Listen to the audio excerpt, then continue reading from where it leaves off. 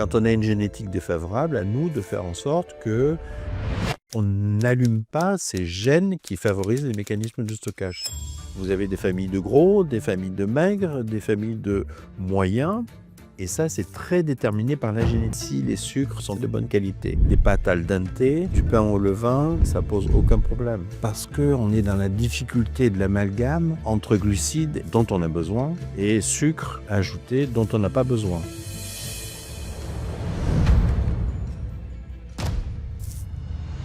Je m'appelle Pierre Nice, je suis endocrinologue, diabétologue et je travaille depuis extrêmement longtemps sur toute la régulation hormonale, la nutrition et autres. Ce qui m'a toujours intéressé, c'est de comprendre comment fonctionnait l'organisme dans son intimité et donc comprendre pourquoi quand on mange quelque chose, il y a telle ou telle réaction et comprendre pourquoi il faut manger telle chose plutôt que telle autre chose, etc. J'ai fait une thèse il y a bien longtemps maintenant sur les problèmes de régulation du poids, puisqu'on était à l'époque sur des régimes que moi, trouvais un peu farfelus, type Atkins, restriction calorique extrême, etc. Le but ultime, c'est toujours, bien entendu, d'aider les gens. C'est ça qui est, à mon avis, le plus important et me motive le plus. Alors, est-ce que je suis spécialiste de la nutrition et du diabète? Oui et non. Oui, bien entendu, ça représente une grande partie de mon activité, la nutrition, le diabète, parce que, mais on aura l'occasion d'en reparler, ça fait partie des pathologies qui évoluent de façon exponentielle partout, y compris en France. Mais je suis aussi endocrinologue, c'est-à-dire que l'endocrinologue s'intéresse, lui, plus spécifiquement aux hormones, parce qu'il y a des liens, bien entendu, très étroits entre la régulation hormonale, le métabolisme, le bien-être, etc. Sur ces sujets, je pense avoir écrit à peu près une 40aine de livres. Mangez bien, bougez plus et soyez heureux. Voilà, ça me semble être un trépied indispensable pour préserver notre capital santé. On peut parler effectivement de l'évolution de la consommation des sucres en France. Et en particulier, on se fait, entre guillemets, piéger par l'industrie agroalimentaire qui utilise le sucre, entre autres, comme exhausteur de goût. Donc, plus un produit est de piètre qualité, plus on va ajouter des exhausteurs de goût qui permettent justement d'augmenter la sapidité des aliments. Qu'est-ce qu'on entend quand on parle de sucre et qu'est-ce qu'on entend quand on parle de glucides? Alors, pour rappel, l'alimentation se compose essentiellement de 3 types de macronutriments, donc les glucides, les lipides, les protides. Les glucides, donc c'est ce qui contient ou ce qui renferme les sucres et généralement quand on parle de sucre, il y a une espèce d'amalgame qui se crée entre glucides et sucres, sachant que les sucres, c'est peut-être une partie un peu plus spécifique des glucides. Les glucides, c'est tout l'ensemble des glucides que l'on peut consommer, des «sucres» entre guillemets que l'on peut consommer et ce contre quoi nous luttons, c'est surtout les sucres à index glycémique élevé, les sucres ajoutés dans l'alimentation et ceux-là, il ne faudrait pas qu'ils dépassent, allez, on va dire 25 grammes par jour maximum. On en est bien, bien au-delà, bien souvent. Encore une fois, pour les sucres ajoutés, c'est ceux-là qu'il ne faudrait pas dépasser parce que ce sont ceux-là qui vont entraîner, si vous voulez, des réactions métaboliques, notamment le pic insulinique dont on reparlera tout à l'heure très certainement et toutes les conséquences néfastes que ça peut avoir. Donc cette proportion-là, elle est malheureusement bafouée bien souvent. Je pense par exemple aux enfants qui consomment beaucoup de jus de fruits, beaucoup de soda, beaucoup de choses comme ça. On est sur des taux qui sont beaucoup, beaucoup plus importants. Et la problématique, encore une fois, c'est d'arriver à comprendre la quantité de sucre qu'il y a dans un aliment. Pour ça, il faut apprendre à lire les étiquettes et c'est pas facile. Autrefois, la consommation de sucre, elle était plutôt autour de 15-20 kilos par an et par habitant. Aujourd'hui, on est plutôt à 35 kilos. Et la problématique vient quand même, j'insiste, sur les sucres ajoutés. Il ne faudrait pas dépasser 25 grammes par jour. Parce qu'on est dans la difficulté de l'amalgame entre glucides et sucre. Et encore une fois, c'est ça toute la problématique, d'arriver à distinguer, si vous voulez, ce qui est glucide au sens large du terme, dont on a besoin, et sucre ajouté dont on n'a pas besoin. L'OMS nous demande de ne pas dépasser 25 grammes de sucre ajouté par jour, ce qui est très peu parce que ça fait 4 ou 5 morceaux de sucre, pas plus que ça. Donc on atteint rapidement cette proportion-là. Tout ce constat permet de déboucher sur ce que l'on sait en termes de ce qu'on appelle prévalence du diabète. Donc en France, on est autour de 4 millions de diabétiques au sens large du terme, hein. Donc on compte tout, diabète de type 1, diabète de type 2, on en parlera peut-être. Et dans le monde, on est autour de 600 millions, quelque chose comme ça, de diabétiques. Et donc tout ça coûte beaucoup, beaucoup d'argent à la société d'une façon générale parce que le diabète est une pathologie qui débouche sur d'autres choses, notamment des complications qui sont importantes, nécessitent d'hospitalisation, etc. Alors, est-ce qu'il existe des signes qui permettent de dépister ou de penser que l'on peut être concerné par une anomalie de régulation du sucre, voire un diabète? Alors, la réponse va être ambiguë puisque c'est oui et non. Alors, oui en théorie et non en pratique. Je m'explique.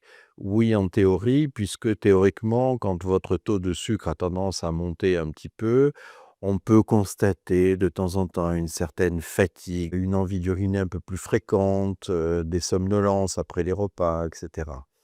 En réalité, ces signes-là, si vous voulez, sont souvent méconnus par les gens, qui n'y prêtent pas attention. Oui, on est fatigué après le repas, mais qui n'est pas fatigué? Voilà, moi le premier, des fois, ça m'arrive d'être fatigué et après, non, puisque justement à partir du moment où on ne prête pas attention à ces signes-là, on passe à côté des «prémices» entre guillemets de ce que l'on peut appeler le prédiabète et on va diagnostiquer le diabète à l'occasion d'une prise de sang. Alors, faut rappeler les chiffres du diabète. Moi, ça me semble important pour savoir de quoi on parle. La glycémie normale, on le sait aujourd'hui, c'est 1 gramme par litre de sang. Donc ça peut monter un peu, éventuellement 1 gramme 0,5 et cetera. De 1 gramme 0,5, 1 gramme 10, on va dire, maximum, jusqu'à 1 gramme 25, on est prédiabétique. Donc après, il faut regarder dans chaque cas, est-ce que ça vaut la peine de se concentrer sur ces chiffres-là ou est-ce qu'il faut simplement surveiller? Et au-delà de 1,26 grammes par litre, on est authentiquement diabétique. 1,26 vérifié à 2 reprises au moins, on a un diabète, c'est une certitude. C'est en moyenne et dans l'absolu, c'est-à-dire que la glycémie qui, à l'occasion d'un événement intercurrent va dépasser 1,26 g par litre de sang, nécessite une surveillance à tout prix. Ces gens-là qui ont des glycémies qui ont tendance à dépasser ce seuil de 1,26 g par litre de sang, sont en fait des gens qui sont prédisposés plus tard à avoir un diabète. On peut avoir entre 6 à 800 000 diabétiques qui s'ignorent. Les raisons en sont multiples.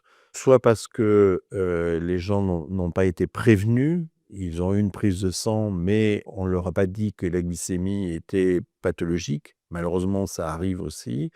Soit parce que les gens n'en ont pas tenu compte et ont oublié ce détail-là, qui n'est pas un détail du tout. Donc voilà les cas dans lesquels on peut estimer qu'il y a un diabète méconnu. Alors, il y a tout le grand pool, là aussi, de ce qu'on appelle prédiabétique, c'est-à-dire, comme je vous le disais tout à l'heure, les gens qui ont une glycémie au-delà d'1,10 g par litre de sang, mais jusqu'à 1,25 g par litre de sang. C'est-à-dire que quand on est prédiabétique, il faut surveiller, il faut surveiller son alimentation, il faut surveiller son activité physique, il faut surveiller son stress et puis surtout, il faut contrôler une fois de temps en temps, faire des bilans sanguins, voilà. Est-ce qu'il y a des signes avant-coureurs? Comme je vous disais tout à l'heure, si vous êtes anormalement fatigué, si vous avez tendance à uriner un peu plus, si vous avez tendance à avoir des somnolences, si vous avez tendance à avoir la peau qui fait un peu d'acné, si vous avez tendance à gonfler un petit peu, quelques troubles de la vue aussi qui peuvent donner, alors des problèmes dentaires aussi. Quand on a des abcès dentaires à répétition, il faut quand même regarder un peu ce qui se passe. Mais tous ces signes-là, encore une fois, sont des signes avant-coureurs, mais qu'on va rencontrer surtout lorsque le diabète est installé. C'est un peu compliqué, mais c'est vrai que les anomalies de régulation hormonale, que l'on constate et qui expliquent par exemple l'acné excessive, par exemple des sensations de gonflement, etc., sont en lien avec ce qu'on appelle l'hyperinsulinisme. On va expliquer tout à l'heure comment fonctionne l'insuline et cet hyperinsulinisme qui se rencontre beaucoup dans cette phase de prédiabète peut entraîner les signes dont on vient de parler. Alors, qu'est-ce qui se passe encore quand on mange? Alors, la première étape, elle est visuelle. Quand on dit qu'on mange avec les yeux, c'est vrai. Alors, pourquoi on mange avec les yeux? Tout simplement parce que il est rare que l'on n'ait pas un référentiel, bien sûr inconscient, qui nous dise: «Voilà, quand je vois tel aliment, je sais inconsciemment quelle quantité il va y avoir, par exemple, de glucides à métaboliser et donc à partir de là, je prépare mon organisme, bien sûr inconsciemment, sur un plan de sécrétion digestive, sur un plan de sécrétion hormonale, pour que la digestion se fasse bien». Donc ça, c'est la première étape visuelle. La deuxième étape, elle est masticatoire. La mastication prépare de façon physique les aliments à une meilleure digestion. Une fois que l'on a avalé et mâché ces aliments, ça passe dans le tube digestif, dans l'estomac, où il y a une espèce de broyat, un bol alimentaire qui va être mélangé au suc digestif, acide en particulier, et là, avec des réactions, notamment de sécrétion hormonale, la gréline dont on en parlera tout à l'heure aussi, qui permet de dire: «Voilà, attention, tout va bien, il y a assez de nutriments qui sont arrivés». Après tout ça passe dans le circuit digestif, l'intestin grêle, le duodénum en particulier, et là sont mises en jeu des sécrétions, on va dire un peu plus hormonales, tous les analogues des GLP-1, le glucose 1 peptide, qui permet justement d'améliorer la sécrétion d'insuline. La sécrétion d'insuline se fait après tout ça, puisque l'abouchement du pancréas dans le circuit digestif se fait après le passage du pylore. Le pylore, c'est ce muscle qu'il y a à la sortie de l'estomac. Dans l'intestin grêle, la présence de glucides, de sucre, va déclencher les sécrétions hormonales, l'insuline en particulier, et va déclencher les sécrétions d'autres hormones comme le GLP-1. Là aussi, ça fait partie de certaines croyances dont on va parler. Est-ce que du coup, il y a une utilité particulière à manger les aliments dans un ordre spécifique ou pas? Ça, c'est la première chose. Et ça permet là aussi de, comment on pourrait dire, couper la tête à des croyances, notamment ce que l'on appelait autrefois, sucre simple égale sucre rapide, sucre complexe égale sucre lent. Et une fois que c'est dans le sang, après il y a une distribution du sucre qui se fait en dehors du foie vers d'autres types d'organes, notamment effectivement les muscles, les cellules adipeuses, le cerveau et cetera. Donc le sucre, il est en gros absorbé, mastication, broyage dans l'estomac, sécrétion hormonale digestive, dont l'insuline, passage par les entérocytes, donc les cellules de la paroi intestinale, passage dans le sang et distribution un peu partout dans l'organisme. Le sucre qui va dans le foie, si vous voulez, va être métabolisé par le foie, par les hépatocytes, et une partie va être relarguée dans la circulation pour être, on va dire, utilisée par les organes périphériques, et une partie va être stockée sous forme de glycogène. Parce que c'est ça qui est un peu intéressant dans le fonctionnement de l'organisme, c'est-à-dire que on mange de façon discontinue et on a besoin d'apport énergétique de façon continue. Et donc, il y a des «réserves» entre guillemets de glucides au sens large du terme, notamment au niveau hépatique, qui permettent de relarguer, le sucre en cas de nécessité. Par exemple, le cerveau ne peut consommer que du glucose et s'il n'y a pas de glucose disponible pour le cerveau, c'est là où on a des malaises hypoglycémiques profonds et cetera, qui commencent par des troubles neurologiques. Et donc, il y a nécessité, si vous voulez, de maintenir un stock important de glucides au sens large du terme, au niveau hépatique par exemple, ou au niveau musculaire. Et si vraiment ces stocks-là sont épuisés, hépatiques, musculaires, c'est le rein qui va se mettre à fabriquer du sucre à l'extrême, bien entendu. Mais ça, ces situations sont rares, fort heureusement. Donc, en pratique, pour ces résumés, à partir du moment où le sucre est passé du système digestif au système sanguin, puis au foie, il va être redistribué par le système sanguin vers les organes périphériques et c'est là qu'intervient l'insuline. Et on a là, en particulier, des mécanismes d'insulinorésistance. Quelle est l'utilité de l'insuline? L'insuline permet, aux cellules insulinosensibles, par définition, de capter le glucose dont elles ont besoin pour, entre guillemets, «leur survie».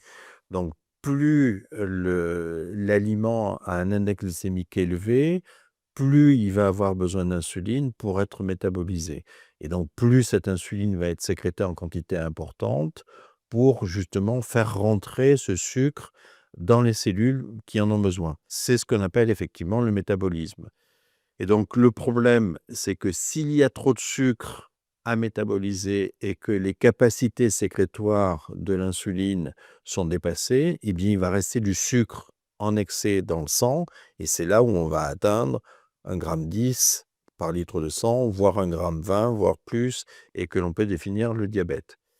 Donc le problème, si vous voulez, par rapport à ça, c'est le problème de l'insulinorésistance. C'est-à-dire que certaines cellules sont, chez certains individus, pas chez tout le monde fort heureusement, moins sensibles à l'insuline. L'insulinorésistance, au départ, elle est essentiellement musculaire. C'est-à-dire que c'est au niveau du muscle que l'insuline va moins bien faire son travail et que l'insuline ne pourra pas faire rentrer le sucre dans les cellules, les myocytes, que si elle a des taux plus importants. Donc en fait, on compense l'insulinorésistance par une sécrétion exagérée d'insuline, ce qu'on appelle l'hyperinsulinisme. Alors comment fonctionne l'insuline? C'est une hormone qui agit au niveau d'un récepteur et on a l'habitude de comparer, si vous voulez, l'hormone et le récepteur à la clé et la serrure. C'est-à-dire que l'hormone va spécifiquement rentrer dans une serrure qui lui est dédiée et donc à partir de là, l'insuline clé va ouvrir la cellule musculaire serrure et donc une fois que la serrure est ouverte, ça permet justement au glucose de rentrer dans la cellule et permet aux muscles d'utiliser au mieux, le nutriment qu'il va absorber. Donc à partir de là, si vous voulez, ce qu'il faut comprendre dans les mécanismes de l'insulinorésistance qui sont génétiquement prédisposés, on va dire, à partir du moment où il y a une insulinorésistance, il y a un hyperinsulinisme compensatoire. C'est-à-dire que puisque l'insuline travaille moins bien, on met beaucoup plus d'insuline et c'est là qu'on entre dans une espèce de cercle vicieux catastrophique qui est facile à comprendre et que je vais vous expliquer. En réalité, l'insulinorésistance, elle est plus forte sur certains tissus que sur d'autres tissus. Par exemple, l'insulinorésistance musculaire est beaucoup plus forte que l'insulinorésistance adipocytaire. Les adipocytes, c'est quoi? Ce sont effectivement les cellules graisseuses qui font du stock de graisse, on va dire, puisque par des métabolismes, une fois qu'on a fait la digestion, les glucides vont se transformer essentiellement en triglycérides, une forme de graisse qui est stockée dans les cellules graisseuses, les adipocytes. Les adipocytes, il y en a partout, partout, partout. En fait, les adipocytes gardent une certaine sensibilité à l'insuline et donc on entre dans ce cercle vicieux-là, c'est-à-dire que l'hyperinsulinisme stimule le stockage des adipocytes et donc les adipocytes vont gonfler, grossir et c'est là où on prend du poids. Et plus on est avec des adipocytes centraux, si je puis dire, qui sont à l'intérieur de l'organisme, plus on va avoir des adipocytes qui vont être actifs sur un plan métabolique et hormonal. Donc ce sont ceux-là qu'on doit combattre. Les adipocytes bruns, par exemple, quand ils sont stimulés, vont stimuler la dépense énergétique, la thermogenèse, etc. Donc, ces adipocytes-là qui sont à l'intérieur de l'organisme sont des adipocytes qui sont proches des microcapillaires et donc ce sont eux qui vont sécréter tout un tas de choses, et en particulier des hormones, et qui peuvent entraîner des mécanismes de réaction inflammatoire, etc.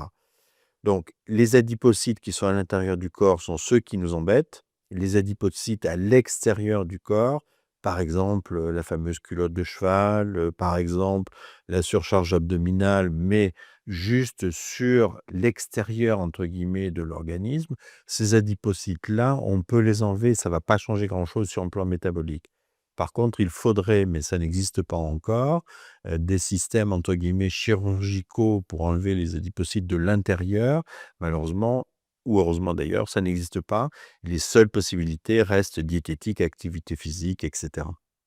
Voilà, donc ces adipocytes-là, si vous voulez, sont surstimulés par l'hyperinsulinisme et donc on entre dans le cercle vicieux. Excès, de poids, augmentation des syndromes inflammatoires, augmentation de l'insulinorésistance, puisque plus on est gros, plus l'insulinorésistance augmente, et cetera. Les conséquences de la résistance à l'insuline, à terme, si vous voulez, c'est l'évolution vers le diabète surtout et c'est ça qui est important. Alors bien entendu, la résistance à l'insuline va entraîner d'autres troubles en même temps que le diabète ou avant le diabète, donc les problèmes de surpoids dont on a parlé, mais aussi des problèmes d'hypertension artérielle, mais aussi des problèmes de régulation sur les lipides, notamment sur ce qu'on appelle les triglycérides, notamment des problèmes de régulation sur certains autres types de graisses, notamment sur le cholestérol, avec le rapport entre le bon et le mauvais cholestérol, et cetera. Alors pourquoi ça? Parce que l'insuline va avoir une action de stimulation sur d'autres hormones, notamment sur ce qu'on appelle l'aldostérone, qui est l'hormone de la rétention d'eau. Et donc, plus on a d'insuline, plus on a d'hyperinsulinisme, donc plus on a un hyperaldostéronisme, donc trop d'aldostérone, qui va entraîner des mécanismes de rétention d'eau dans les circuits, notamment dans les vaisseaux. Et évidemment, eux non plus ne sont pas extensibles à l'infini, donc ça va entraîner des mécanismes de pression artérielle augmentée, hypertension artérielle. L'insuline est potentiellement au cœur de certains problèmes, bien entendu, mais il ne faut pas oublier qu'elle est quand même très utile à la vie, et sans insuline, ça ne marche pas. Alors, quelles sont les explications des pics de fatigue fin de matinée ou milieu de matinée ou au milieu d'après-midi? Alors là, on est dans le cœur du sujet, c'est-à-dire de la qualité de l'alimentation. Ce qu'il faut comprendre, c'est que la quantité d'insuline sécrétée va dépendre, entre autres, mais pas uniquement, de la quantité de glucides que vous allez manger, de sucre que vous allez manger et de l'index glycémique des aliments. Plus l'insuline est sécrétée et plus vous risquez d'avoir des malaises. Pourquoi? Parce que la durée, la persistance au niveau sanguin du taux de sucre est plus courte que la persistance de l'insuline. Donc vous vous retrouvez à un moment, il faut bien comprendre comment sont les choses, si on peut faire un petit schéma imagé, on va dire. Vous mangez, vous avez un pic de glycémie qui s'accompagne d'un pic d'insuline et selon la quantité et la qualité des glucides que vous allez consommer, éventuellement, le pic d'insuline va dépasser un peu trop la quantité du pic de glycémie, de sucre. Et donc le sucre va disparaître, mais l'insuline va persister. Et donc ce décalage que vous observez entre le taux de sucre sanguin, la glycémie et la persistance de l'insuline au niveau sanguin va entraîner des malaises. Parce qu'à ce moment-là, vous êtes en alors c'est pas vraiment de l'hypoglycémie bien entendu, mais vous êtes en sensation d'hypoglycémie. Et en particulier, le symptôme, on va dire, principe de ce type de problème, c'est des coups de fatigue. On a l'impression qu'on va tomber et qu'on pourrait dire même s'endormir. L'autre raison, plus vous allez consommer des aliments à index glycémique élevé, je pense qu'il faudra expliquer ce que c'est ça, plus vous allez sécréter des quantités d'insuline importantes. Du coup, plus vous allez transformer une quantité importante de glucides en triglycérides, les triglycérides étant des graisses de stockage, on va dire, au niveau des cellules graisseuses, et l'hypertriglycéridémie, c'est-à-dire l'excès de sucre après les repas, entraîne des somnolences aussi. Paradoxalement, le sucre peut endormir, mais il n'endort que si il est consommé à mauvais escient et si les sucres ne sont pas de bonne qualité. Alors je pense qu'il faut parler d'index glycémique des aliments parce que, sinon on ne va pas comprendre. L'index glycémique de l'aliment, c'est la quantité d'insuline nécessaire pour qu'il soit métabolisé, c'est-à-dire la vitesse, l'intensité de la courbe à laquelle il passe dans le sang par rapport à un référentiel qui, en France, est le glucose. C'est-à-dire qu'on va prendre par référence conventionnelle le glucose à 100 et après on va calculer l'index glycémique de l'aliment, c'est-à-dire qu'est-ce qu'il va donner après assimilation selon l'aliment considéré. Alors généralement, si vous voulez, on considère que Un aliment qui a un index glycémique inférieur à 50, ça va. Au-delà de 70, c'est beaucoup trop. Et donc, ça peut être considéré comme du sucre pur, mais vous allez avoir des aliments avec des index glycémiques qui sont très élevés, selon le mode de préparation. Par exemple, finalement, qu'est-ce que fait la cuisson? Elle ne fait que modifier de façon mécanique la présentation chimique de l'aliment. Et donc, un aliment ultra transformé qui contient pas mal de sucre ajouté va avoir un index glycémique relativement élevé. Voilà.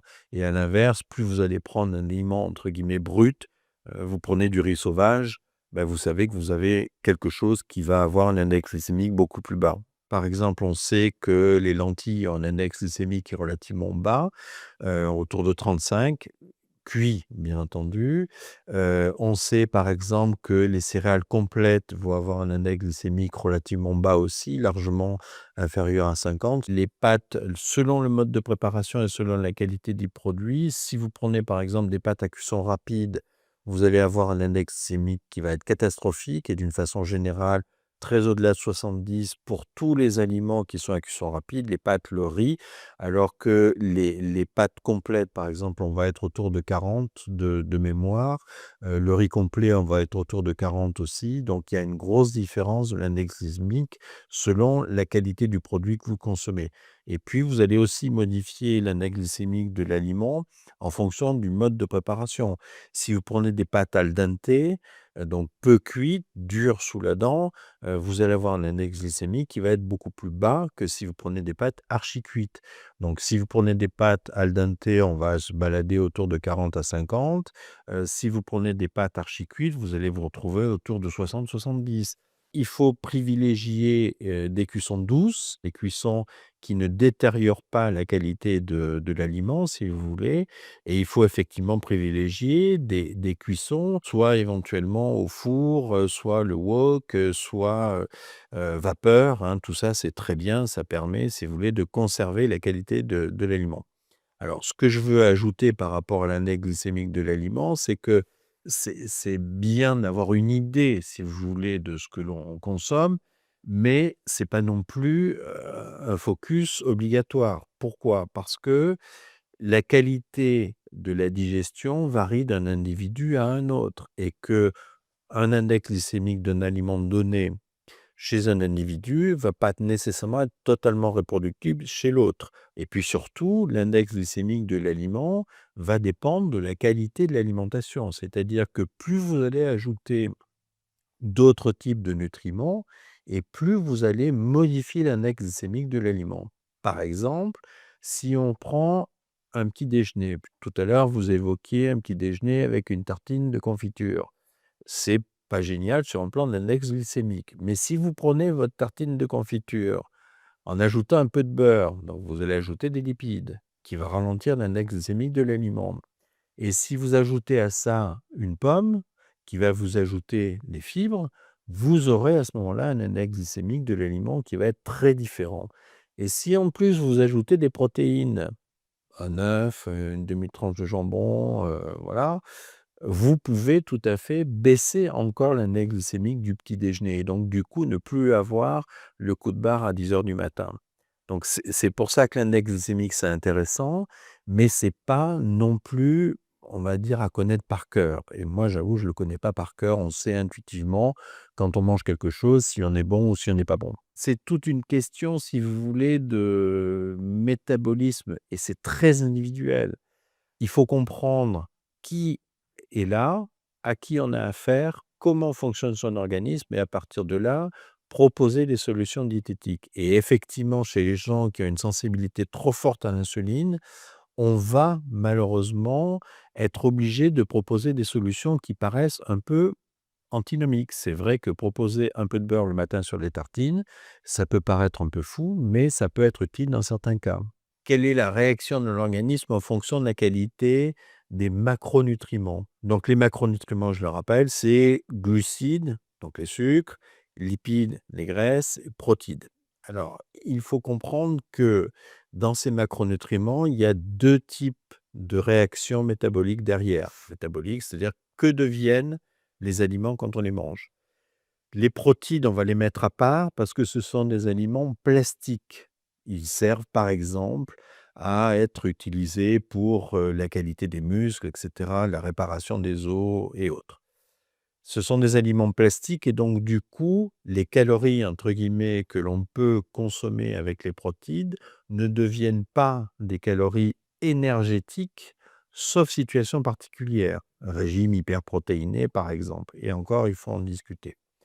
Donc c'est pour ça que raisonner en termes de calories, c'est compliqué. Les autres nutriments, que ce soit effectivement glucides ou lipides, donc sucre ou graisse, sont des calories énergétiques. C'est-à-dire que ça va être utilisé par l'organisme pour être stocké, être brûlé, et cetera. Pour les lipides, il n'y a pas de système, entre guillemets, «d'alerte, de défense» et cetera. C'est-à-dire plus vous mangez des lipides, plus vous allez stocker du lipide. C'est linéaire. Et c'est pour ça qu'on considère qu'il ne faudrait pas que la ration de lipides soit trop importante.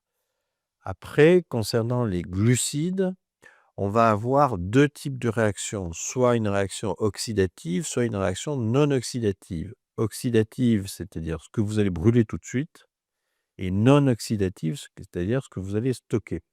Et en réalité, plus la proportion de glucides, sucre est augmentée, plus vous allez augmenter la portion, on va dire, oxydative. Plus vous mangez du sucre, plus vous allez brûler le sucre.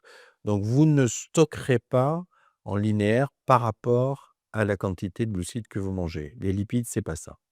Et c'est pour ça qu'on considère, si vous voulez, globalement, aujourd'hui, dans les proportions que l'on conseille au point de vue alimentaire, environ, on va dire, allez, 50 à 60 de glucides, des bons glucides bien entendu.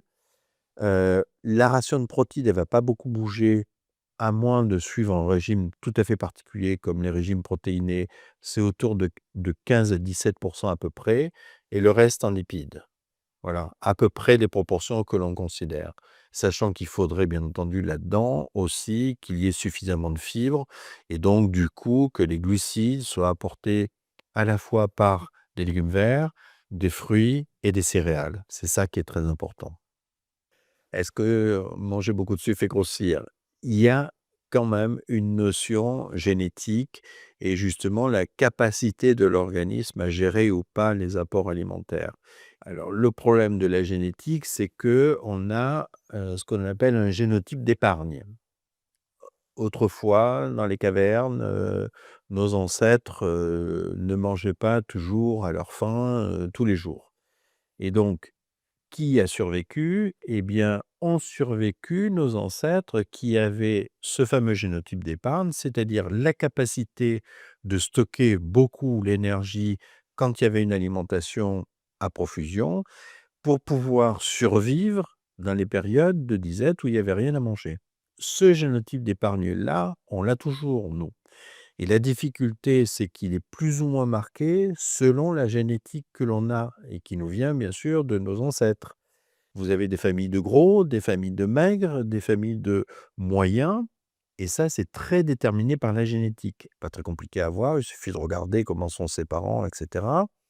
Quand on a une génétique défavorable, à nous de faire en sorte que l'on n'allume pas ces gènes qui favorisent les mécanismes de stockage. C'est ça qui est important et donc là, on est dans la prévention alimentaire, activité physique et cetera. Alors les aliments ultra transformés, vous le connaissez, c'est toutes les barres de céréales aujourd'hui que l'on peut trouver, notamment pour le «goûter» entre guillemets des enfants, les espèces de brioches très gonflées avec, du chocolat dedans. C'est dans les ultra transformés, on peut y ajouter aussi les jus de fruits, dont certains sont proprement catastrophiques. Certains jus de fruits type, jus d'orange et cetera, qui sont en fait des jus de fruits reconstitués, hein, donc voilà, à base de concentré, c'est pire. Voilà, on ne peut pas comparer un jus de fruits, du commerce et jus de fruits que vous allez faire vous-même, quoi. Alors aujourd'hui, c'est vrai que malheureusement, le temps de préparation des repas a diminué comme peau de chagrin, que, les gens achètent des plats préparés qu'on va trouver en supermarché et cetera, qui coûtent beaucoup moins cher, il faut bien l'avouer, mais malheureusement qui contiennent beaucoup d'additifs, conservateurs et autres, qui sont pas bons pour notre santé.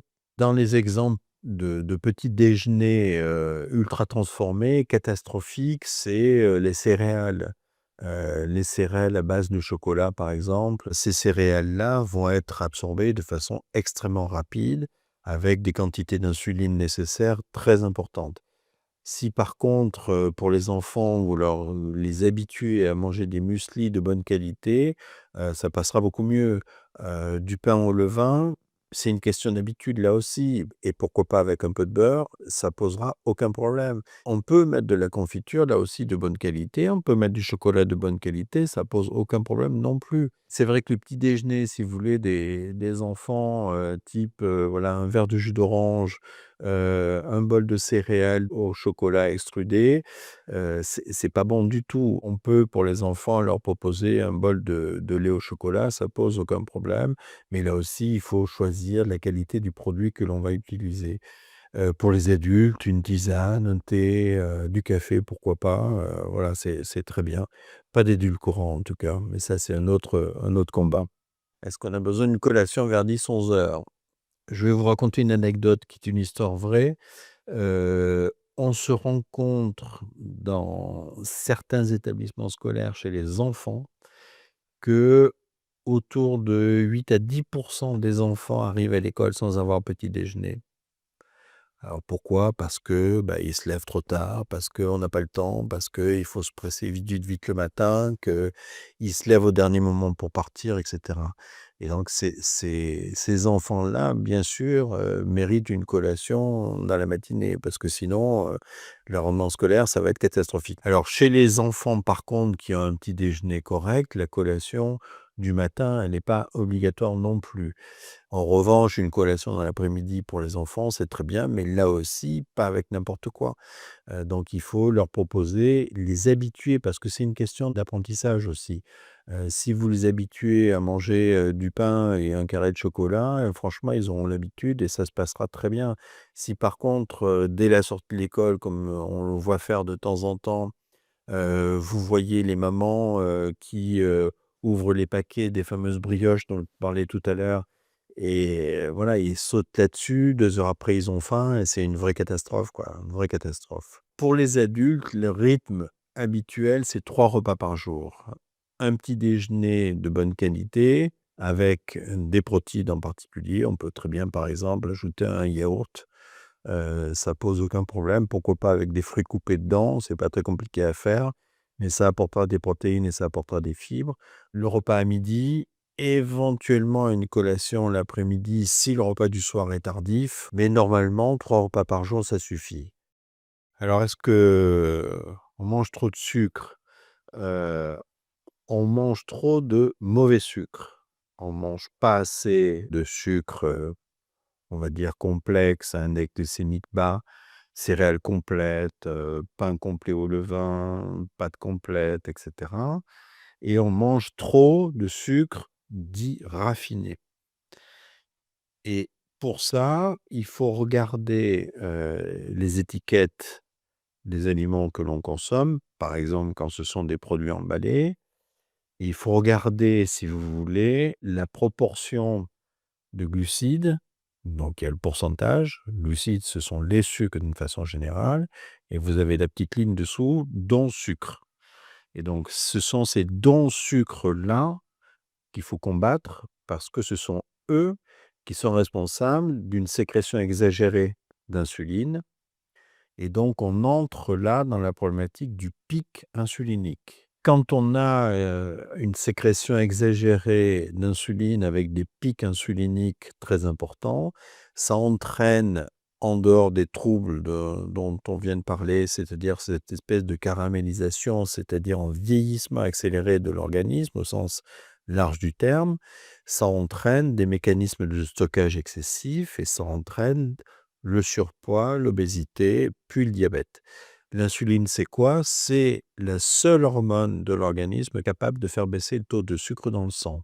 Il n'y en a pas d'autre. Qu'est-ce qu'un pic glycémique anormal? C'est-à-dire jusqu'à combien peut monter la glycémie après les repas? Glycémie, c'est le taux de sucre dans le sang, je rappelle. Et donc, on considère que normalement, la glycémie après le repas ne doit pas excéder 1,40 g par litre de sang. Le pain fait partie de nos habitudes alimentaires. Alors, il faut savoir qu'il y a, quelques inconvénients selon la qualité du pain. Un des problèmes importants, déjà, c'est l'apport en sel. Alors, l'apport en sel du pain représente dans notre alimentation à peu près 20% des apports en sel cachés. Donc, il faut se souvenir de ça. Ce sont des apports importants. Alors, le sel, c'est un problème parce que c'est un facteur, on va dire, de vieillissement accéléré, mais c'est aussi un problème puisque le sel est un facteur qui aggrave l'insulinorésistance. Ça, c'est important à souligner. Après, quel pain faut-il consommer? Eh bien, il faut consommer des pains de bonne qualité pour que justement l'index glycémique du pain en question soit correct. Si vous prenez par exemple le pain blanc classique, la baguette normale, entre guillemets, pas la baguette tradition, la baguette la moins chère possible, alors pour peu que vous l'achetiez en supermarché à des tarifs compétitifs, ce pain-là, si vous voulez, c'est quelque chose qui va être assimilé avec des quantités d'insuline phénoménales et donc un index glycémique qui va être extrêmement élevé. À l'opposé, vous prenez les pains allemands, dont j'ai perdu le nom, les pains noirs là, qui, eux, ont un index glycémique extrêmement bas, avec l'inconvénient par contre de la digestibilité. C'est vrai que ce sont des pains qui, chez certaines personnes, peuvent entraîner des ballonnements, des flatulences et cetera. C'est pas très agréable. Donc l'intermédiaire, c'est de prendre des pains bis ou des pains au levain. Le levain permet, si vous voulez, de, entre guillemets, «prédigérer» l'amidon et donc de ce fait, vous avez quelque chose qui va être assimilé de façon correcte, un index glycémique relativement bas. Au lieu d'être à 80 par exemple pour une baguette, blanche, on va dire de première qualité, vous allez vous retrouver avec du pain qui va être autour de 60 à peu près, en pain levain, voire moins si ce sont avec des farines un peu complètes. Donc c'est pour ça qu'il faut choisir la qualité de son pain, c'est très important. Le gluten, c'est une protéine, mais il y a eu une espèce d'amalgame qui s'est fait et les vraies allergies au gluten, ce qu'on appelle la maladie cœliaque au sens, ultime du terme, sont très rares en réalité. Donc ça sert pas à grand chose de manger du sans gluten, sauf quand de façon très spécifique, on a été étiqueté comme étant allergique au gluten. Alors par rapport au sucre, si vous voulez, il y a le problème des pics glycémiques dont j'ai parlé tout à l'heure, c'est-à-dire si après votre repas, votre glycémie monte à 1,20 ou monte à 1,30, ça va rien changer pour vous sur le long cours, pour votre santé. Ça, c'est le premier point. Le deuxième point, c'est le sens de l'alimentation. On nous a expliqué qu'il fallait manger les légumes verts d'abord et après manger le reste et qu'après, ça allait, tout faire rentrer dans l'ordre en termes d'évolution de la glycémie. Alors ça, c'est pas tout à fait vrai, même c'est beaucoup faux, sauf que le seul avantage de manger les légumes verts avant, c'est que vous allez entraîner une réplétion gastrique, vous allez remplir l'estomac et un des mécanismes de la satiété, donc quand on n'a plus faim, c'est justement la distension de l'estomac. Donc si vous distendez l'estomac avec des aliments, on va dire peu caloriques, vous allez obtenir une satiété beaucoup plus rapide. Donc on peut manger dans l'ordre que l'on veut, peut-être que manger les légumes verts d'abord est un peu mieux, sur le plan de l'appétit, mais vraiment c'est pas grand-chose. Alors après, dans les idées reçues, il y a la problématique des fruits. On a dit à une époque, il faut, impérativement manger les fruits en dehors des repas, parce que les fruits contiennent des antinutriments qui empêchent la digestion correcte des autres nutriments. En réalité, il faudrait consommer des quantités, importantes de fruits pour que ça pose des problèmes. Donc là, c'est pareil. Comme on est en déficit d'apport en fibres alimentaires, mieux vaut manger des fruits, à la fin du repas que pas en manger du tout. Une autre, idée reçue, c'est l'idée des édulcorants. Donc là, les édulcorants, il faut leur tordre le cou, puisqu'on a considéré que ce sont des apports, peu caloriques et donc qui peuvent être, là pour remplacer les apports en saccharose, en sucre, en morceaux. Tous les édulcorants sont concernés par la bataille, l'aspartame, l'acésulfame et cetera. Tous les édulcorants sont concernés. Ces édulcorants-là, si vous voulez, sont des édulcorants qui permettent de donner du goût sucré parce qu'ils ont un pouvoir sucrant qui est très augmenté par rapport au saccharose. Le saccharose, c'est le sucre en morceaux, hein, tout simple et tout bête. Et donc les édulcorants sont là avec des pouvoirs sucrants exagérés, notamment l'aspartame par rapport au saccharose a un pouvoir sucrant de 400. C'est-à-dire qu'il faut 400 fois moins d'aspartame pour donner le même goût que la quantité, équivalente de saccharose. Donc 400 fois moins, c'est-à-dire que l'apport calorique, il est, quasiment négligeable. Alors le problème des édulcorants, c'est que ça n'empêche pas les gens de prendre du poids et surtout ce que l'on sait aujourd'hui, en dehors des études épidémiologiques, si vous voulez, on a étudié des populations de gens qui consommaient des édulcorants de façon régulière, de gens qui n'en consommaient pas et en fait, on se rend compte qu'en termes de poids, ça n'apporte rien. Mais ce que l'on sait aujourd'hui et c'est ça qui est important, c'est que les réactions, hormonales de l'organisme par rapport aux édulcorants, ne sont pas bénéfiques. Qu'est-ce qui se passe quand on mange? On va, sécréter de l'insuline, c'est ce qui permet de métaboliser correctement le sucre. On va sécréter de la leptine, qui est en fait une hormone qui permet de dire à l'organisme: «C'est bon, il y a assez d'apport nutritionnel» et on va bloquer la sécrétion d'une gréline, sécrétée, elle, par l'estomac, qui justement est bloquée par ce brassage pendant la digestion. Donc si vous avez ces 3 sécrétions-là qui sont correctes, vous avez, on va dire, un équilibre hormonal qui permet d'améliorer l'équilibre métabolique. Les édulcorants, 1 ne font pas sécréter d'insuline, 2 ne font pas sécréter de leptine, 3 ne bloquent pas la sécrétion de gréline. Et donc en fait, vous n'avez aucune réaction hormonale quand vous consommez des édulcorants et c'est pour ça qu'il faut absolument les éviter, ça n'apporte rien. Le bémol, par rapport à ce que je viens de dire, c'est la stevia, parce qu'il y a pas de papier qui permette d'être aussi affirmatif pour la stevia par rapport aux autres, édulcorants dont on a parlé, acésulfame, aspartame et cetera.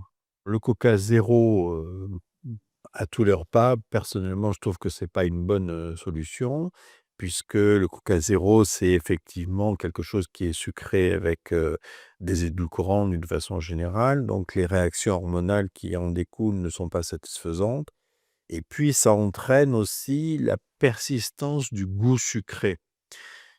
Il faut savoir que le seul goût inné que l'on a donc dès la naissance, c'est le goût du sucre.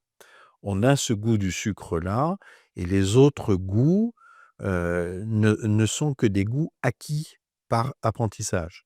Donc si vous consommez très régulièrement des aliments au goût sucré, vous allez garder la persistance de ce goût sucré qui est infantile. Alors pour peu en plus que vous ayez été élevé avec le sucre comme récompense, voilà, le bébé pleure, qu'est-ce qu'on fait? On lui met un truc sucré dans la bouche. Bébé ou après les enfants en bas âge, voire un peu plus tard et cetera. Donc vous gardez ce goût du sucré et les réactions de l'organisme ne sont pas neutres non plus. Il faut savoir qu'il y a une connexion qui est directe, une espèce d'autoroute entre le circuit digestif et le cerveau via le nerf vague et cette relation-là fait que si vous conservez le goût du sucré dans la bouche, votre cerveau va être décalé justement par rapport au mécanisme de stockage. Donc ça, il faut faire très attention. Je déconseille fortement la consommation de cola, même zéro, à chaque repas. De l'eau, c'est très bien, voilà, l'eau, c'est la boisson naturelle, bien entendu. Alors après, on peut consommer de l'eau éventuellement un peu aromatisée, pourquoi pas faire une eau un peu aromatisée avec du jus de citron, maison, bien entendu. Pourquoi pas faire des tisanes, quelles qu'elles soient, c'est pas un problème non plus, voilà. Mais la boisson de base, c'est l'eau. Alors, est-ce qu'il faut faire un jeûne intermittent ou pas? Personnellement, je ne suis pas pour. Ça peut servir. Alors, quel jeûne?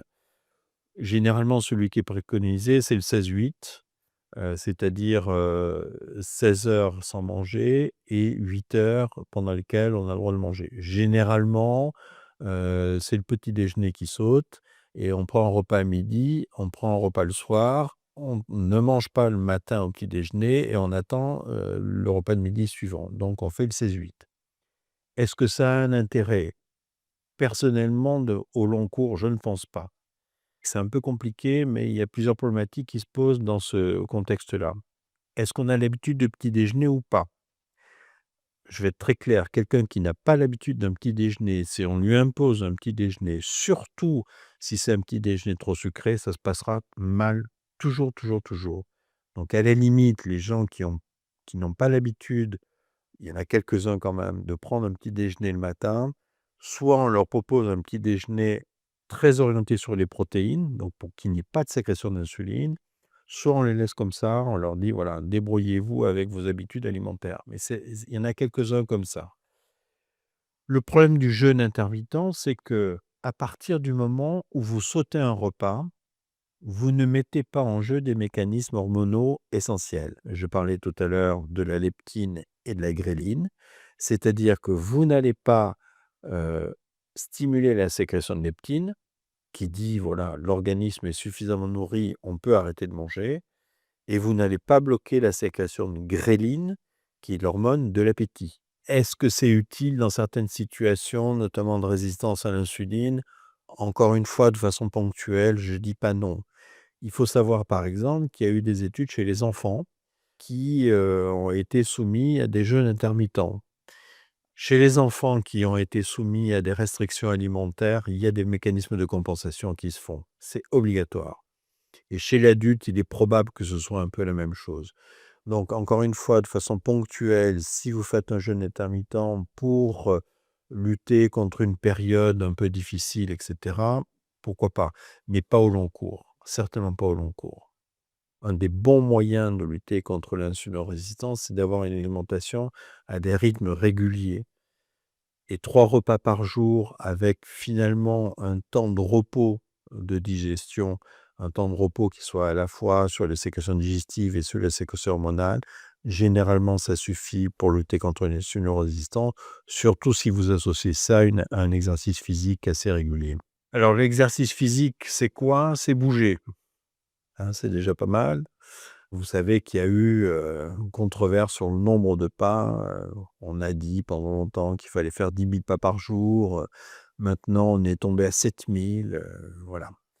L'exercice physique, c'est bouger, c'est-à-dire très régulièrement prendre le temps, par exemple quand on est au bureau, assis, de se lever pour faire quelques pas, marcher, bouger et cetera. Contracter les muscles solaires parce que ce sont eux qui ont une capacité plus importante à capter le glucose et améliorer l'insulinorésistance, c'est bouger. Dans l'idéal, tout est bon à prendre. Tout est bon à prendre. Il y a eu des études canadiennes qui ont démontré que les gens qui, vont faire leurs courses eux-mêmes, comparés aux gens qui se font livrer leurs courses, leur métabolisme est différent. Alors probablement aussi parce que les gens qui vont faire leurs courses eux-mêmes ont un état d'esprit à bouger davantage le reste de la journée. Mais ce comparatif-là, aller faire ses courses ou se faire livrer, le métabolisme change. On dit qu'une activité physique utile, n'est utile que pendant 48 à 72 heures.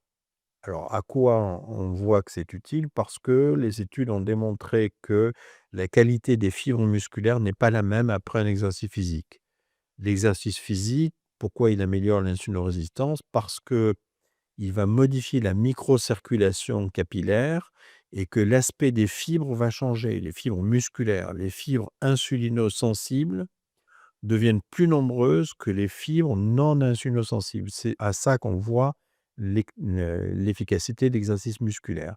Donc si vous avez un exercice musculaire qui est utile pendant 48 à 72 heures, ça veut dire quoi?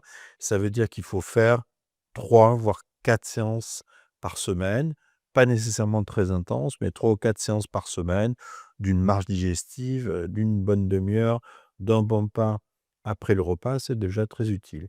Et mieux vaut faire 3 ou 4 séances par semaine, ne serait-ce que de marche d'un bon pas, est plus utile que rien faire du tout la semaine et puis, le dimanche aller courir autour, du lac, pendant 2 heures, à s'essouffler complètement. Voilà. L'activité physique est utile à partir du moment où ce sont des sports en aérobie et non en anaérobie. En aérobie, ça veut dire que on a des sports dits de fond, le vélo, la natation, la marche d'un bon pas et cetera. Donc ça, c'est déjà très utile. À partir du moment où vous vous déplacez à vélo, par exemple, pour aller au boulot, très régulièrement, ça suffit la plupart du temps très largement pour, lutter justement contre l'insulino-résistance. Si en plus de ça, vous ajoutez des sports en anaérobie, où justement là, on a une consommation de glucose qui est un peu plus importante, mais beaucoup plus ponctuelle, à ce moment-là, bah, c'est le top, c'est gagné bien entendu. Mais déjà, le sport de fond, c'est marcher régulièrement tous les jours ou tous les 2 jours. D'un bon pas, bien sûr, c'est pas le lèche-vitrine. C'est se déplacer pour aller à vélo à son boulot, c'est aller faire des séances de natation 1 ou 2 fois par semaine, plus marcher le reste du temps, voilà. Tout ça, c'est très utile. Monter les escaliers plutôt que l'ascenseur, tout ça, ça fait partie des petites choses auxquelles il faut penser, voilà. Est-ce que le régime cétogène ou kéto a un intérêt particulier? On en est un petit peu revenu, si vous voulez. C'est pas inutile, bien entendu, mais aujourd'hui, c'est le régime méditerranéen qui est préconisé. C'est-à-dire que le régime kétogène est parti du principe que, de toutes les façons, à partir du moment où on a 0 apport en glucides, l'organisme doit se débrouiller pour, trouver des glucides quelque part et il va brûler, des graisses, qui va fabriquer des corps cétoniques et donc les corps cétoniques, d'une part, vont couper l'appétit et d'autre part, vont, diminuer le stock de gras. Dans le régime cétogène, vous allez limiter au maximum tous les apports en glucides, sous quelque forme que ce soit. Dans l'assiette, on va voir, essentiellement, plutôt des légumes verts qui vont apporter très peu de glucides et on va avoir des protéines essentiellement. Voilà, c'est surtout ça qui va être apporté par le régime cétogène. Dans le régime méditerranéen, on a une ouverture, plus importante sur tous les nutriments. Alors dans le régime green, méditerranéen, donc régime vert méditerranéen en français, là où on va carrément supprimer tous les apports en protéines d'origine animale et donc on va apporter des protéines d'origine végétale essentiellement avec, là aussi des farineux, féculents, céréales, complètes et autres, pour avoir des apports en protéines, suffisants quand même. Donc le green, méditerranéen est plus intéressant sur un plan de la nutrition, on va dire au sens global du terme, tout simplement parce qu'on mange trop de graisses saturées et qu'avec le régime méditerranéen ou green méditerranéen, l'apport en acides gras saturés diminue beaucoup. Alors, la maladie du foie gras est liée à un apport excessif parce que le foie est une espèce de nettoyeur, si vous voulez. C'est un organe qui permet de transformer, certains nutriments en d'autres nutriments et notamment la transformation en triglycérides se fait à ce niveau-là, en particulier. Et donc si, les capacités de nettoyage du foie sont dépassées, il y a un stockage excessif qui se fait au niveau hépatique. Et donc de là apparaît le fameux foie gras, ce qu'on appelle la stéatose. Stéatose qui elle-même altère les fonctions hépatiques et donc du coup, les capacités sécrétoires, notamment, de la bile, entre autres, sont altérées. La digestion se fait beaucoup moins bien. Avec toutes les anomalies qui sont, impliquées là aussi, on augmente l'insulino-résistance avec un foie gras et donc le trop de gras pose un problème aussi par rapport au mécanisme de stockage, au métabolisme d'une façon générale. Est-ce qu'on peut nettoyer le nettoyeur? Oui, on peut nettoyer le nettoyeur, mais là, il faut faire des cures. C'est là où ça peut être intéressant de faire des jeûnes intermittents. C'est là où ça peut être intéressant de faire des cures de diurèse, c'est-à-dire boire beaucoup pour éliminer. L'alimentation, c'est quelque chose qui représente un équilibre, si vous voulez. Équilibre qui peut se faire soit sur un repas spécifique, soit sur une journée, soit sur un temps un peu plus long. La question se pose en particulier pour les fêtes de fin d'année et cetera. Bon, heu, quand vous savez que vous allez avoir un repas un peu plus abondant, un peu plus riche, un peu plus gras, un peu plus sucré et cetera, il faut que vous équilibriez, les repas avant et après, justement pour éviter la surcharge. Donc en faisant ça, ça pose pas trop de problèmes. Voilà. Le gras, c'est, là aussi l'excès qui nuit en tout. C'est toujours le même problème.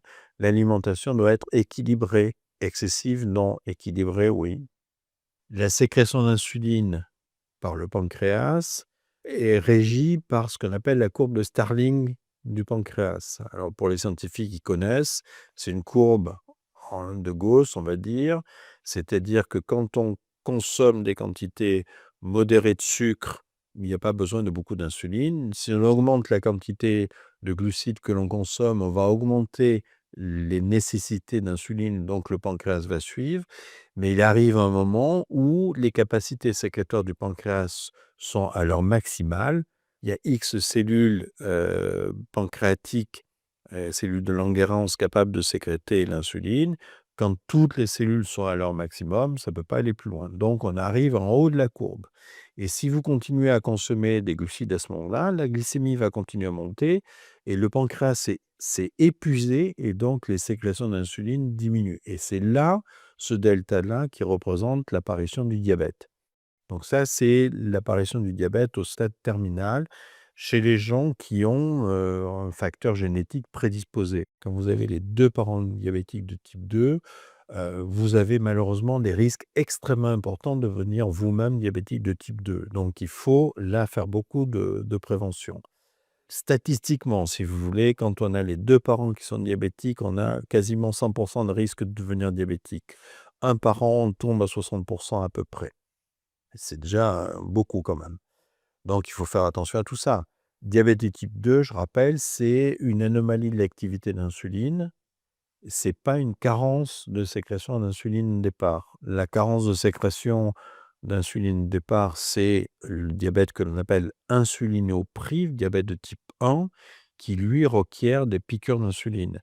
On est à peu près, si vous voulez, à 10 de diabète de type 1 et 90 de diabète de type 2 en France, à peu près, hein. Et les liens qu'il y a entre diabète et poids sont tels que 80 des gens qui ont un diabète de type 2 sont ou ont été à un moment ou à un autre obèses dans leur vie. Donc il y a 20 qui échappent à cette règle-là. Ces 20 là ont probablement d'autres types de pathologies, notamment un facteur génétique prépondérant qui favorise l'apparition ultérieure du diabète. Donc ils n'ont pas besoin d'être obèses pour devenir diabétiques. Mais le diabète, c'est le stade ultime de l'évolution de l'insulinorésistance. Voilà globalement comment on peut définir le diabète. Alors le diabète de type 2, ça se soigne dans un premier temps par ce qu'on appelle les mesures hygiéno-diététiques, c'est-à-dire alimentation, activité physique. Si au bout des 3 mois d'activité physique et diététique bien suivie, ce qui n'est pas toujours facile, les résultats ne sont pas satisfaisants, à ce moment-là, on passe à l'étape des médicaments. Alors les médicaments, il y en a plusieurs, peu importe. Il y a des médicaments qui se prennent sous forme de comprimés, il y a des médicaments qui se prennent sous forme de piqûres. On est aujourd'hui dans la problématique de l'utilisation des analogues du GLP-1 qui se font en injectable, donc en piqûre, si vous voulez, sous-cutané. L'étape ultime de l'injection d'insuline, c'est quand le diabète est très, très, très évolué. Fort heureusement, ça arrive, mais c'est pas la majorité. Alors, le diabète de type 1, il y a ce qu'on appelle des formes familiales et sporadiques. Les formes familiales, évidemment, quand il y a un propositus dans la famille, un antécédent, un parent qui est diabétique, bon, s'il y a un diabète, faut penser malheureusement que ça peut arriver. Et les formes sporadiques, pardon, sont des formes qui surviennent dans des familles où personne n'a de pathologie. C'est une maladie génétique avec des gènes de prédisposition qui, en fait, font que la sécrétion d'insuline est bloquée. Alors, là aussi, c'est compliqué parce que est-ce qu'elle est bloquée tout de suite? Est-ce que les cellules pancréatiques sont bloquées tout de suite, et cetera? On n'a pas encore tranché de façon formelle les choses. En tout cas, le traitement aujourd'hui du diabète de type 1, ce sont les injections d'insuline, enfin, l'injection d'insuline. Ce qui aujourd'hui se fait de plus en plus, c'est les pompes à insuline, avec notamment ce qu'on appelle des systèmes de boucle fermée, c'est-à-dire un capteur de glucose qui permet de lire en continu la glycémie, relié à un système d'injection d'insuline et en fonction de la glycémie, le capteur s'adapte, si vous voulez, sur la quantité d'insuline à sécréter. Les diabétiques de type 1, généralement, n'ont pas de problème de poids et sont aujourd'hui, en tout cas, moins contraints sur un plan diététique que les diabétiques de type 2.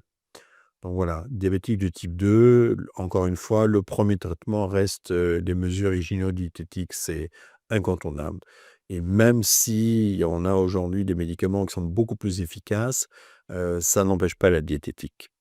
Alors par définition, le diabète gestationnel touche les femmes. Celle-là, vous l'attendiez. C'est en fait l'apparition d'une glycémie anormale chez une femme enceinte.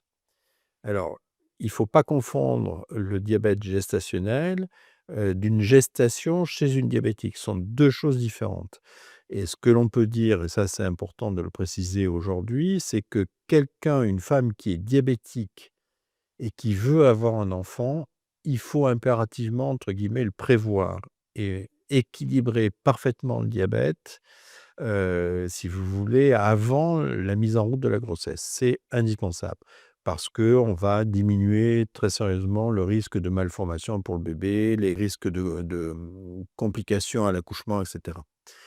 Le diabète gestationnel, c'est un diabète qui apparaît au cours de la grossesse, c'est-à-dire que on va avoir des modifications de la sensibilité à l'insuline liées à la grossesse, parce qu'il y a des hormones qui sont, on va dire anti-insuline, de façon très, très schématique et donc on va favoriser les mécanismes de l'insulino-résistance et donc le diabète finit par éclore à ce moment-là. Le diabète gestationnel vrai disparaît à l'accouchement.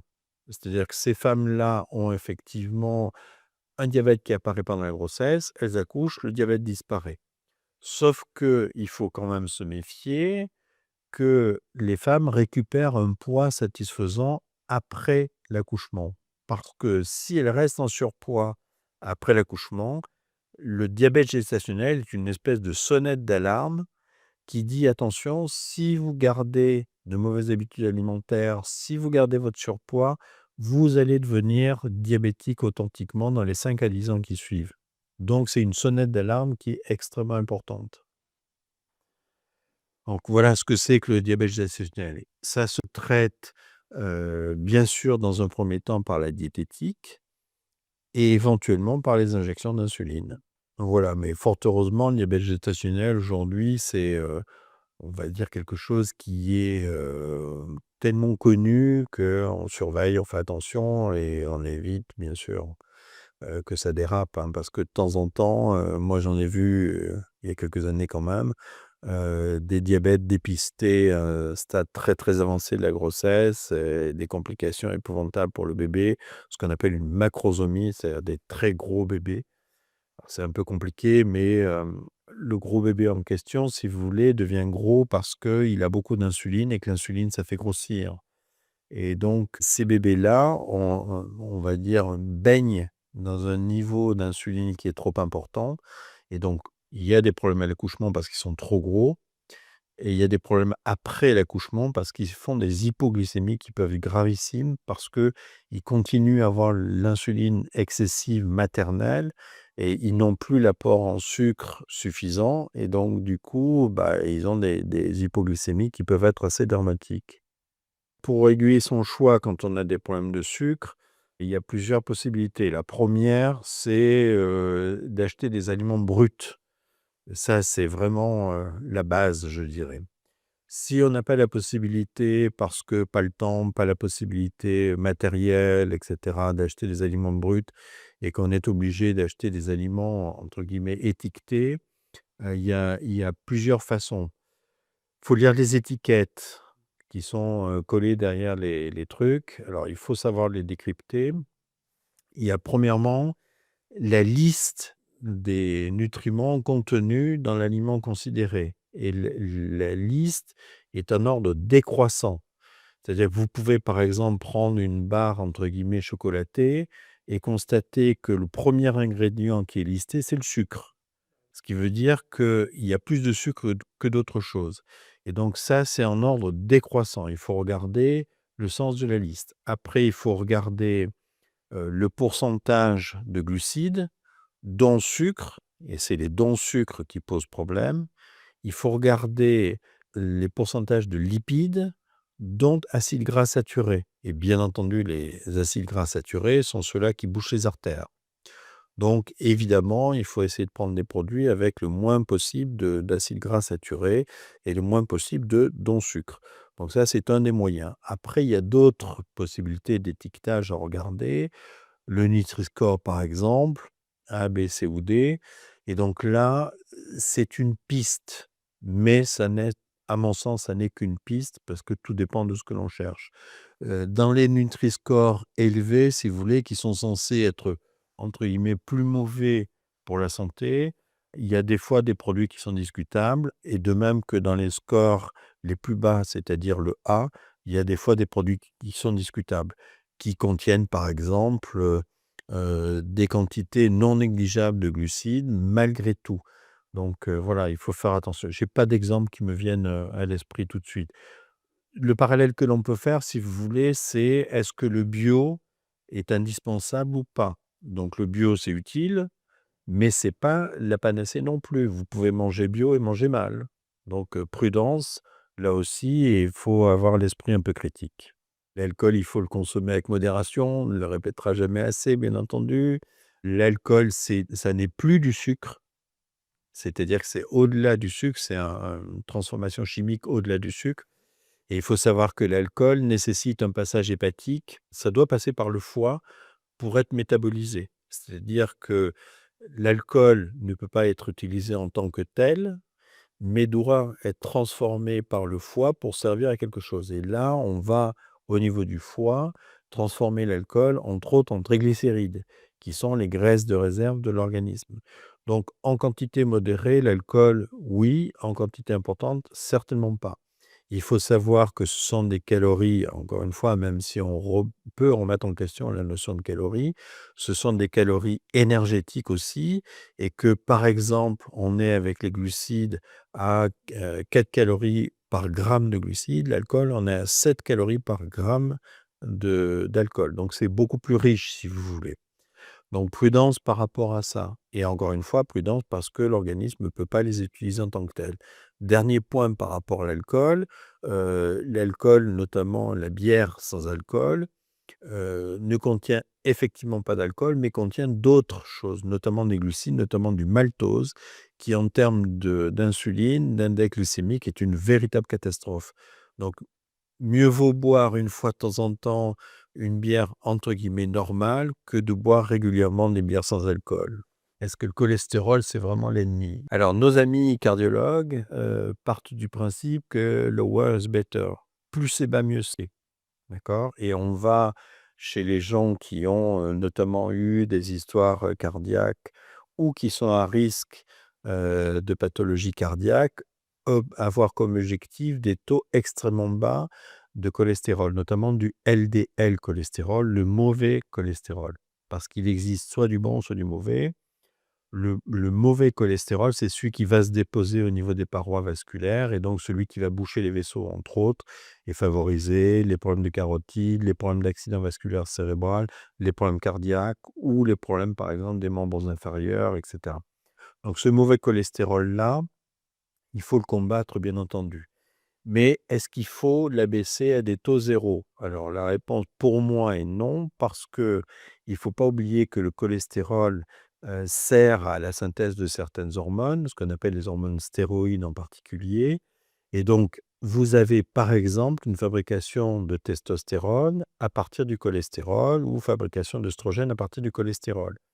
Si le taux est vraiment très, très bas, et ça je l'ai rencontré aussi, vous allez vous retrouver avec des gens qui ont certes un taux de cholestérol extrêmement bas, mais des taux hormonaux qui sont tellement bas qu'ils sont complètement carpette. Ils peuvent plus rien faire, ils sont tellement fatigués que c'est épouvantable. Et puis il ne faut pas oublier que le cholestérol sert aussi à la plasticité des membranes cellulaires et aux communications entre les cellules. Donc un taux de cholestérol qui soit égal à zéro, c'est pas bon non plus. Donc il faut trouver un juste milieu entre, un taux, on va dire acceptable et un taux, trop bas.